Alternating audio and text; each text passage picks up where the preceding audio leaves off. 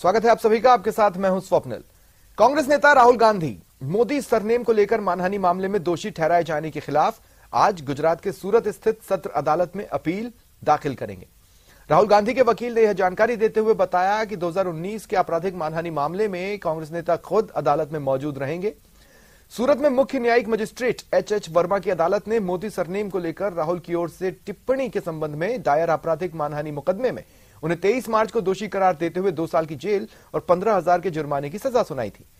Court ने 2 साल की सजा सुनाई। फिर लोकसभा सचिवालय ने राहुल की संसद सदस्यता को रद्द किया, अयोग्य करार दिया।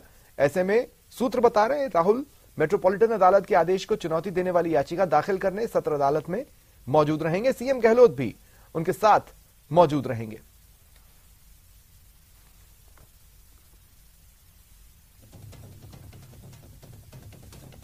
एक कायदा होता है, नियम होता है कि अगर आपका आरोप लगा है तो वापस जवाब देने का आपको टाइम मिलेगा। उसके लिए राहुल गांधी रिक्वेस्ट कर रहे हैं। लोकसभा के स्पीकर साहब पर गए, वो उन्होंने परवाह नहीं करी क्योंकि वो दबाव में है।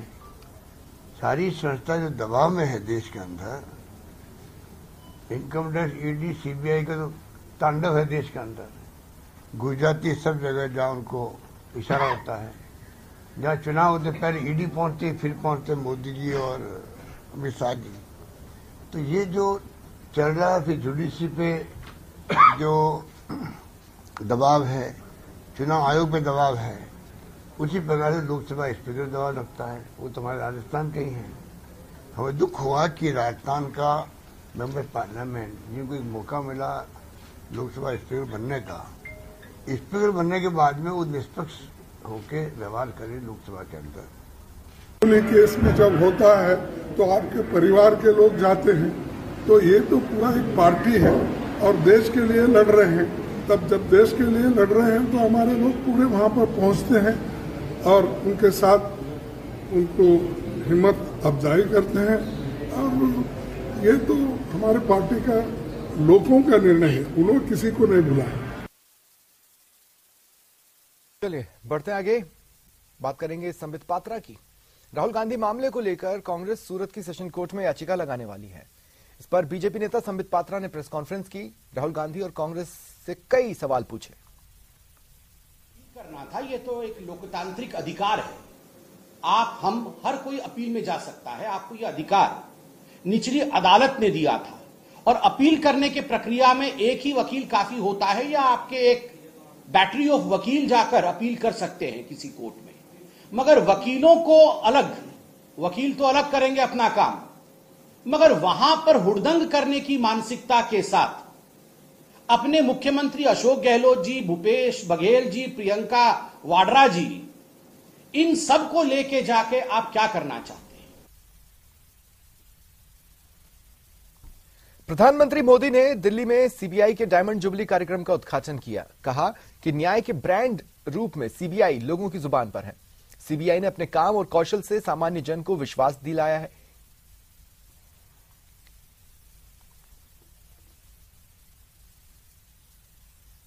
कि प्रीमियम इन्वेस्टिगेशन एजेंसी के रूप में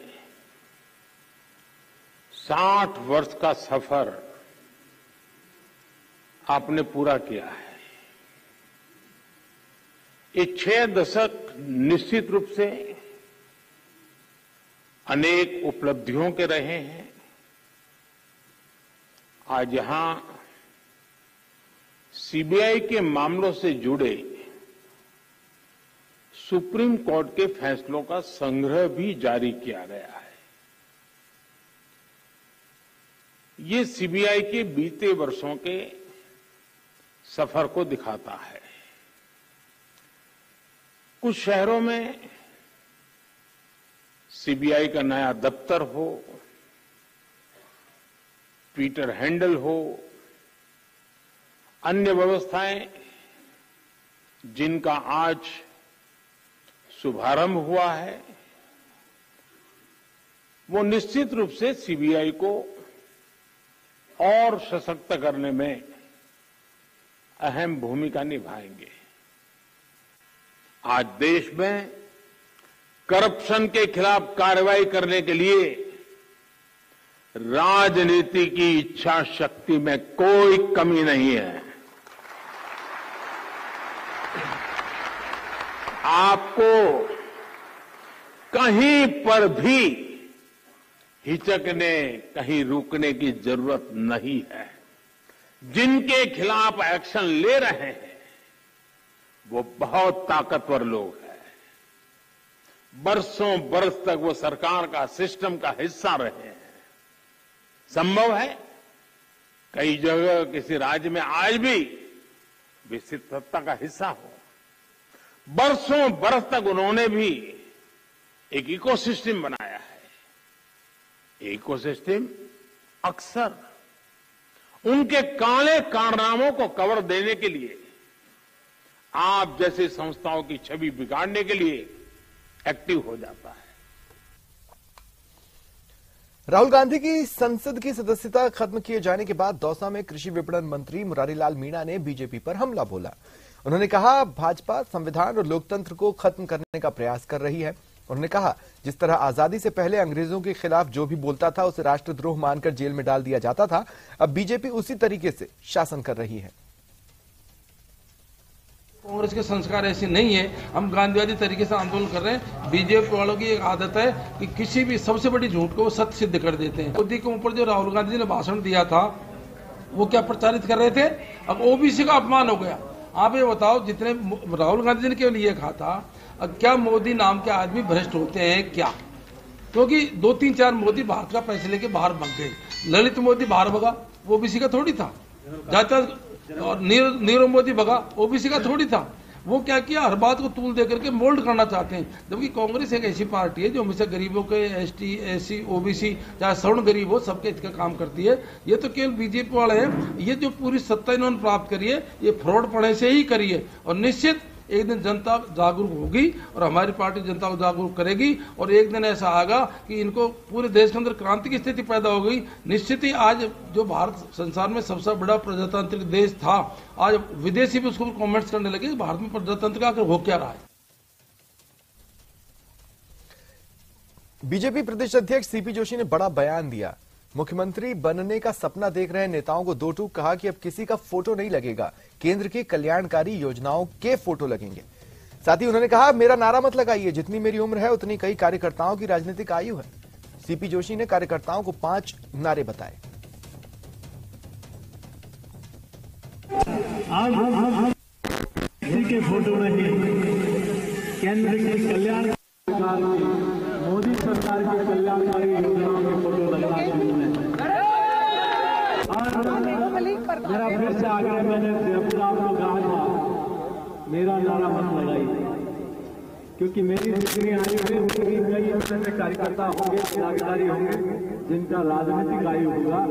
इसलिए नारा लगे तो सिर्फ भारत माता की, भारतीय जनता पार्टी, नरेंद्र मोदी, अमित शाह, जेपी नड्डा।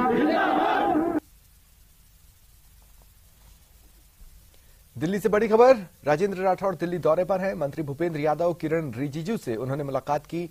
अर्जुना मेघवाल, कैलाश चौधरी से भी उनकी मुलाकात हुई। उत्तराखंड के सीएम पुष्कर सिंह धामी से भी वो मिले। इसके अलावा लोकसभा स्पीकर ओम बिरला से भी आज सुबह उन्होंने मुलाकात की। दिल्ली में मौजूद और भी दिग्गज नेताओं से उनके मिलने का कार्यक्रम है। खासकर बीजेपी के राष्ट्रीय अध्यक्ष जेपी नड्डा से उनके मुलाकात की संभावनाएं हैं, जिसमें वो जेपी नड्डा से मिलेंगे और कई मुद्दों पर बातचीत करेंगे। नेता प्रतिपक्ष बनने के ठीक अगले दिन राजेंद्र राठौड़ दिल्ली पहुंचे और लोकसभा स्पीकर से मिले और भी कई दिग्गज नेताओं से बीजेपी के, जिनसे वो मुलाकात कर रहे हैं। राजस्थान की परिस्थितियों के बारे में बता रहे हैं और राजस्थान को लेकर क्या गाइडलाइंस हैं, क्या पार्टी उम्मीद करती है, उस पर भी बातचीत की जा रही है। जेपी नड्डा से भी जब राठौड़ मिलेंगे तो कई मुद्दों पर बातचीत होगी।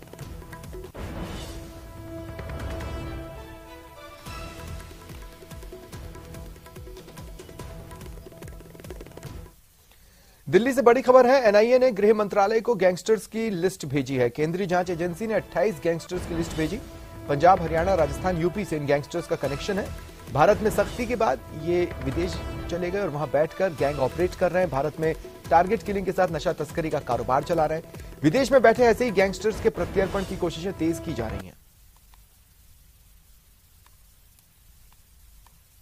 केंद्रीय जांच एजेंसी एनआईए के द्वारा 28 ऐसे गैंगस्टर की फहरिस्त तैयार की गई है जो भारत विरोधी गतिविधियों को अंजाम देते हैं और विदेश में रह करके जिस तरह से भारत विरोधी गतिविधियों को अंजाम देने के मामले में पिछले काफी समय से वो वांछित है, यानी वांटेड है। इस मामले में जांच एजेंसी के द्वारा उन तमाम गैंगस्टर्स के खिलाफ तफ्तीश की गई और तफ्तीश करने के बाद उसकी जो एक रिपोर्ट तैयार की गई, जिस रिपोर्ट को केंद्रीय गृह मंत्रालय के द्वारा साझा किया गया और उसके बाद अब इस मामले पर उस तमाम आरोपियों की जो फहरिस्त है उसे सीबीआई के मार्फत इंटरपोल को भी भेजा जाएगा, जिससे कि उस संबंधित देश को बताया जा सके कि किस तरह से वो गैंगस्टर विदेश में रह करके भारत विरोधी गतिविधियों को अंजाम देते हैं। जिस तरह से उस गैंगस्टर की फहरिस्त की बात करें, जिसमें कि प्रमुख तौर पर गोल्डी बरार की बात करें या इसके साथ साथ जब बहुत सारे ऐसे गैंगस्टर हैं जो भारत में कई बड़े बड़े मामलों को अंजाम दे रहे हैं और खास तौर पर जिस तरह से टारगेट किलिंग के मामलों की अगर बात करें या जिस तरह से बाकायदा विदेश में बैठ करके जिस तरह से भारत में स्मगलिंग की बात करें या जिस तरह से बाकायदा एक कहा जा सकता है कि अपने नेटवर्क को, जो गुर्गों का नेटवर्क तैयार करके जिस तरह से राजधानी दिल्ली, उत्तर प्रदेश, हरियाणा, पंजाब, राजस्थान समेत अलग अलग राज्यों में जिस तरह से एक गैंगस्टर का नेटवर्क तैयार किया जा रहा है, लिहाजा इस मामले की गंभीरता को देखते हुए फिलहाल 28 बड़े गैंगस्टर की फहरिस्त तैयार की जा रही है और जल्द ही इस मामले में फहरिस्त तैयार करने के बाद जिस तरह से अब आगे की कार्रवाई के लिए अब तमाम जो ऑपरेशन को अंजाम दिया जा रहा है, जिससे कि जल्द से जल्द उस तमाम गैंगस्टर को भारत में प्रत्यर्पण कराया जाए, इसके लिए भारतीय विदेश मंत्रालय भी इस तमाम जांच एजेंसियों के संपर्क में जुड़ी हुई है। वीडियो जर्नलिस्ट चंदन पटवाल के साथ शंकर आनंद, न्यूज 18 दिल्ली। यूपी पुलिस की एसटीएफ ने प्रयागराज की एक अदालत द्वारा हाल ही में उम्र कैद की सजा पाने वाले माफिया अतीक अहमद के बहनोई अखलाक को गिरफ्तार किया था। अब गैंगस्टर गुड्डू मुस्लिम का एक वीडियो सामने आया है जिसमें अतीक के बहनोई डॉक्टर अखलाक से गुड्डू मुस्लिम की मुलाकात होती दिख रही है। अब इसके आधार पर कहा जा रहा है गुड्डू का अक्सर वहां आना जाना था। ये वीडियो 3 मार्च की सुबह का है।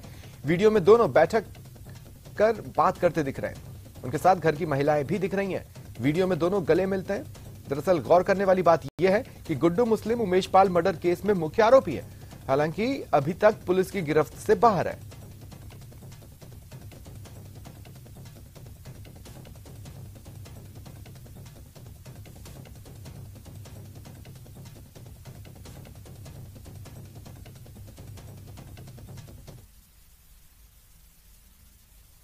बंगाल के हुगली में धारा 144 लागू कर दी गई है। हिंसा के बाद धारा 144 लगाई गई है। हावड़ा के बाद हुगली में भी हिंसा भड़की। अगले आदेश तक इंटरनेट सेवा को बंद कर दिया गया है ताकि अफवाहों पर लगाम लगाई जा सके। हुगली हिंसा में 12 आरोपी गिरफ्तार किए गए हैं।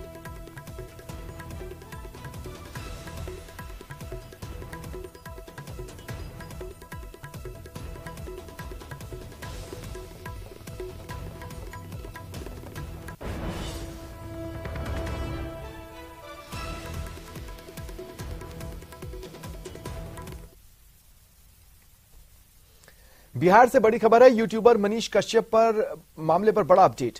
मनीष कश्यप को जज के आवास पर पेश किया गया, न्यायिक हिरासत में भेजा गया। बुधवार तक के लिए न्यायिक हिरासत में मनीष कश्यप भेजा गया है। तमिलनाडु पुलिस ने 7 दिन की रिमांड मांगी थी। पुलिस की मांग पर बुधवार को फैसला। मनीष कश्यप हिंसा का फर्जी वीडियो बनाने का आरोपी है। तमिलनाडु मामले में फर्जी वीडियो बनाकर उसे फैलाने का उस पर गंभीर आरोप है।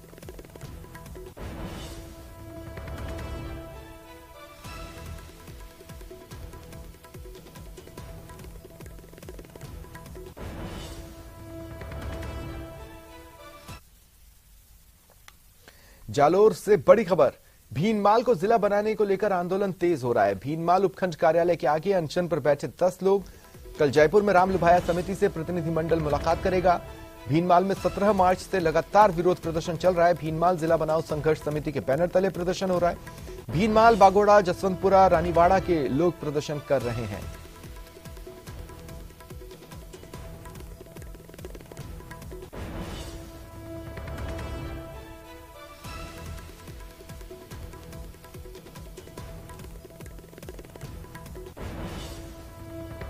जो आंदोलन के अंदर भीनमाल, बागोड़ा, जसवंतपुरा, रानीवाड़ा यानी कि 4 उपखंड क्षेत्र के लोग हैं वो संघर्ष कर रहे हैं। लंबा संघर्ष बावजूद उसके आप डटे हुए हैं, लेकिन मांगों को लेकर वार्ता भी हुई। क्या कुछ समझौता, आगे की क्या उम्मीद है? हमें सीएम साहब ने आश्वासन दिया था कि आप 6-7 दिन के बाद लोबाया जी के साथ कमेटी भेजना, हम जरूर कोशिश करके आपको जिला बनाने की प्रयत्न करेंगे। हम जो मुख्यमंत्री महोदय से मिले थे, उन्होंने हमें आश्वस्त किया था कि भाई आपके पास जो डॉक्यूमेंट्स है वो अभी तक हमारे पास आए नहीं है और नहीं आप किसी से मिले हैं, इसीलिए पहले तो आप अपने जो भी डॉक्यूमेंट्स है वो यहाँ लेके आकर के राम लोबाया से मिल करके उनके सामने अपने जो भी तथ्य है वो रखो।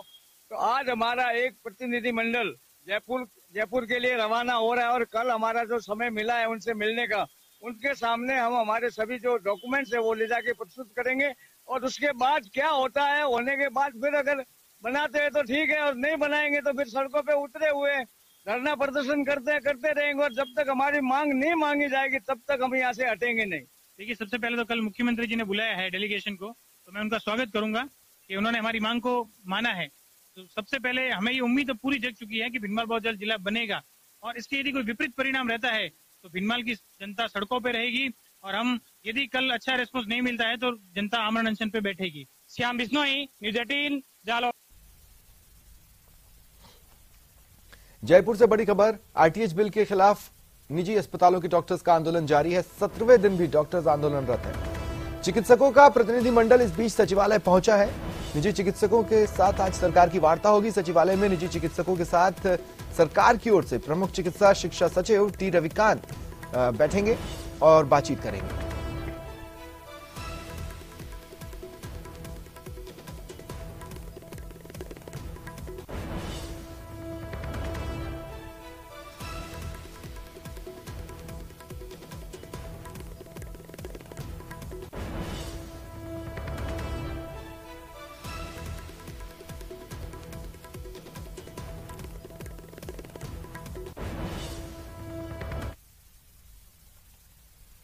विश्व विरासत में शुमार राजसमंद जिले का कुंभलगढ़ दुर्ग पर बागेश्वर धाम के पंडित धीरेन्द्र शास्त्री के बयान के बाद राजनीति का केंद्र ये बन गया है।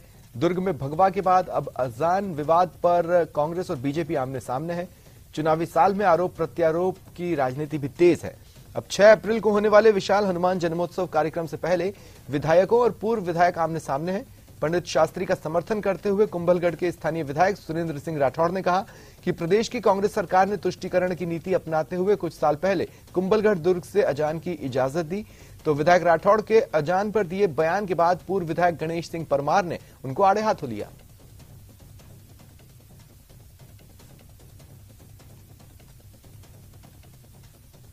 एक अजय ऐतिहासिक किला है जो महाराणा कुंभा की कार्यस्थली है, महाराणा प्रताप की जन्मस्थली है।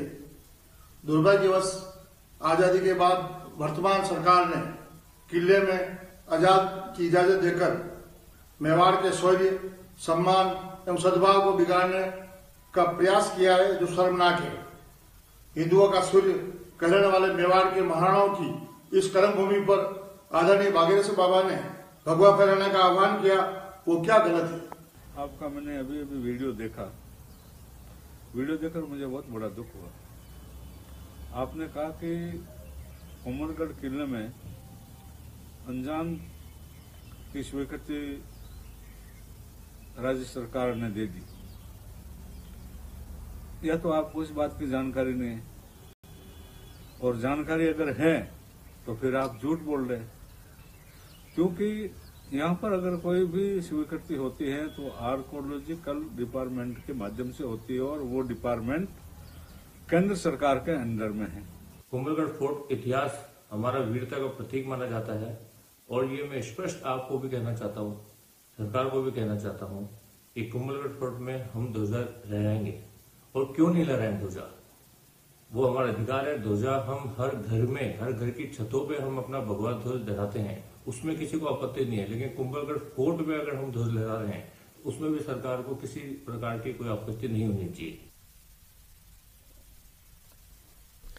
भाजयुमो के प्रदेश अध्यक्ष हिमांशु शर्मा और अनुसूचित जनजाति मोर्चा के प्रदेश अध्यक्ष जितेंद्र मीणा के नेतृत्व में एक प्रतिनिधिमंडल ने दिल्ली में राष्ट्रीय अनुसूचित जनजाति आयोग के अध्यक्ष हर्ष चौहान से मुलाकात की।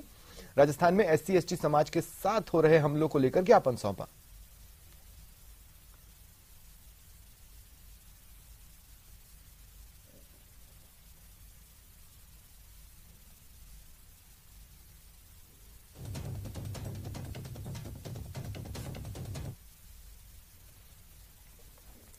जयपुर में अप्रैल की दस्तक के साथ ही जल संकट को लेकर चुनौतियां बढ़ गई हैं। राजधानी में इस तरह के मामलों में कच्ची बस्ती क्षेत्र से काफी शिकायतें आने लगी हैं। कई जगह लोग जल कनेक्शन होने से परेशान हैं, तो कई लोग जलापूर्ति जरूरत के मुताबिक नहीं होने से।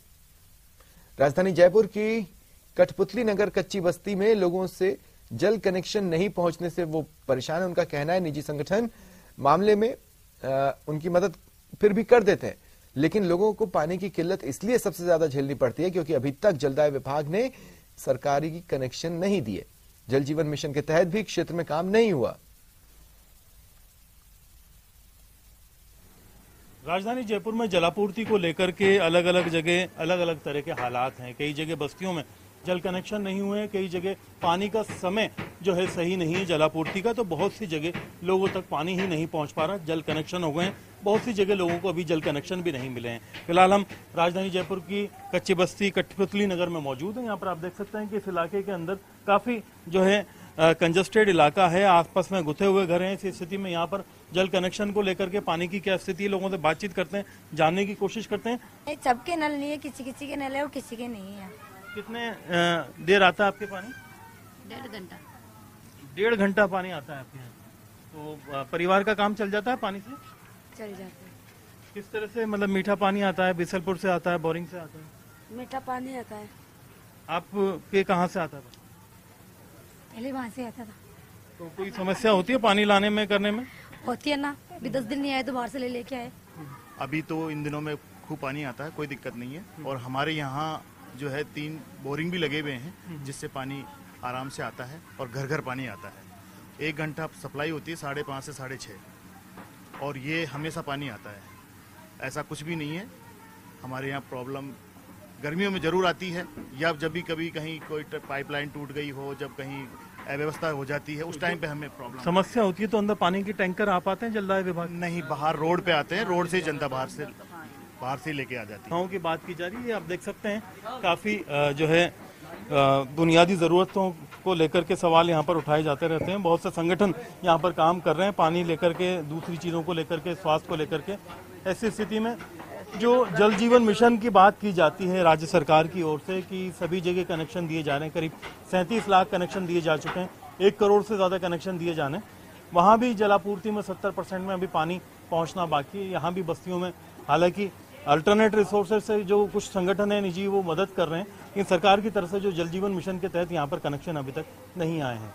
उम्मीद की जानी चाहिए सभी लोगों को पानी भी मिलेगा और उनकी पानी की किल्लत भी दूर होगी। कैमरा पर्सन मान सिंह के साथ में अरबाज अहमद, न्यूज़ 18 के लिए। बात करते हैं सीकर की। एक युवक ने महिला का गहनों से भरा बैग लौटाकर ईमानदारी की मिसाल पेश की है। महिला तक पहुंचने के लिए युवक को 1 महीने से भी ज्यादा मशक्कत करनी पड़ी। उसने महिला को ढूंढने के लिए काफी प्रयास किए, तब जाकर महिला तक पहुंचा। विद्या खंडेलवाल नाम की महिला का बैग 26 फरवरी को सीकर में कार की डिक्की में छूट गया था, जो सीकर के एक ट्रैवल एजेंसी चलाने वाले भवानी सिंह राठौड़ को मिला। बैग में लाखों के गहने और अन्य सामान था, जिसे भवानी सिंह ने पुलिस की मौजूदगी में बैग के मालिक के सुपुर्द किया। 20 तारीख की नाइट को मैं गन्नेड़ी से आई थी और तापड़िया बगीची से मैं मेरे हस्बैंड का इंतजार कर रही थी। ये फतेहपुर मीटिंग करके आए थे और हम तापड़िया बगीची से गाड़ी में बैठे हैं और हमने क्या हुआ, डिग्गी बंद नहीं कर पाए। डिग्गी ओपन रहने की वजह से हमारा बैग गिर गया था। उस बैग में काफ़ी कीमती सामान था, जिसमें गोल्ड की रिंग थी, मेरा मंगलसूत्र था और एक चांदी की पाजेब थी और हमारे काफ़ी अधिकतर सामान, कपड़े और भी होते। तो वो बैग आज हमें हमारे हाथों में वापस मिल रहा है। मुझे ये बैग 27 फरवरी को ऑन द रोड पे पड़ा हुआ मिला था। मेरे स्टाफ से मैंने वो बैग मंगवाया, हमने बैग को खोल के देखा तो उसमें गोल्ड की कुछ ज्वेलरियाँ थी। तो हमने उसको हमारे ग्रुप पे भी काफ़ी ग्रुप पे डाला था। ये बैग किसी का हो तो हमारे यहाँ चंद्रा वाले के हाउस पे अर्जुन घाटे पे पड़ा है। विद्या जी खंडेलवाल है, उनका बैग मिस हो गया था सीकर में, तो अपने सीकर के भवानी सिंह जी राठौड़ है, चंद्रा ट्रेवल्स वाले, उनको मिल गया। फिलहाल इतना ही, मुझे इजाजत, नमस्कार।